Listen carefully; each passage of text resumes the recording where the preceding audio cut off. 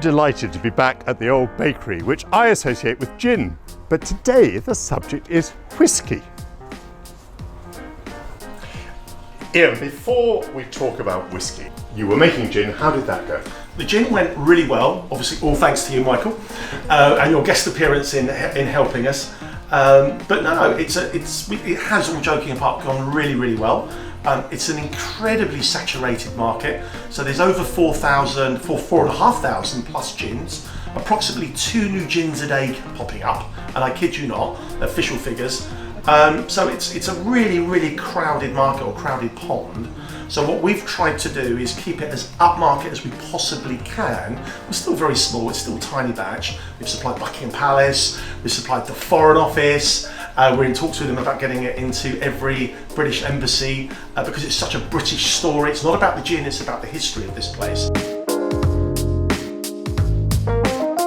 There were never any plans to get involved with whiskey at all, and the reality is, very little about whiskey. But when we've been doing gin shows, customers have said, have you thought about an English whiskey? Well, we didn't know anything about gin, as you probably know, as well. And then we thought, well, if we are going to do something with whiskey, and it played at the back of my mind, because the gin heritage that we've got is just phenomenal, it's just awesome.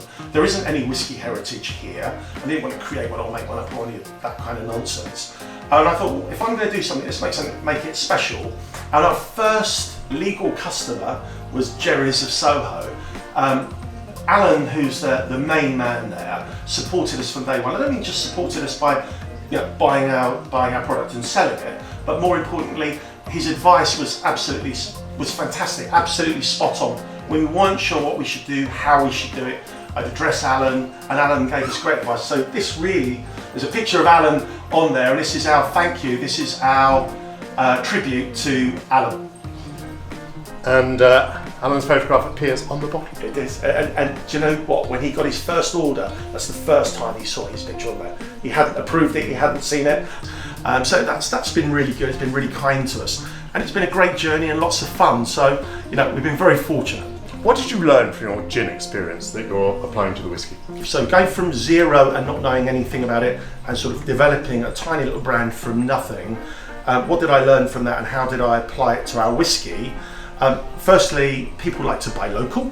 People like to buy and support local businesses. So we're not calling our whiskey, for example, an English whiskey, we're calling it a London whiskey. We could be more specific and call it a North London whiskey or an Enfield whiskey, but I don't think that would be appropriate. A London whiskey is fine, it's the city on the planet, as we both know. We both live here. And so we're both, we're really supporting London in as much as it becomes a London whiskey rather than an English whiskey. It's got a really nice, super smooth flavour, and there's some here if you'd like to try it, Michael. I would indeed. Well, so what flavour have you been aiming for? What characteristics? Actually, why don't you pour it and then you can be telling me as I'm sampling it. So what is whiskey? So whiskey is a neutral grain spirit laid in a cask. We've used a New American oak cask, and it has to be in the cask for a minimum of 3 years. It's not oaked at all. There's no smoky flavour. There's no peaty flavour. It's not peated at all. It is. I'll let you try it and tell me what you think. I can think of some very large brands that it's very similar to. Well, I'm absolutely an expert, but to begin with, it smells like many a lovely whiskey that I've drunk in my time.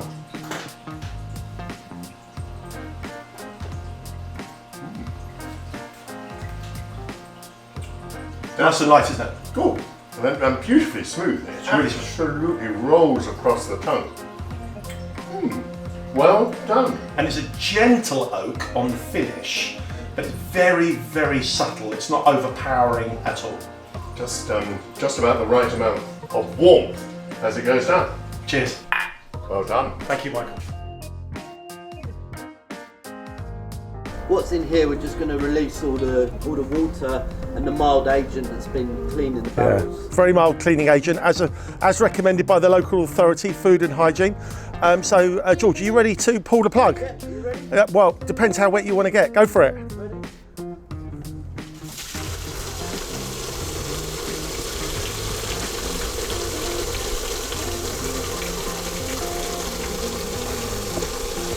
Did you get wet, George?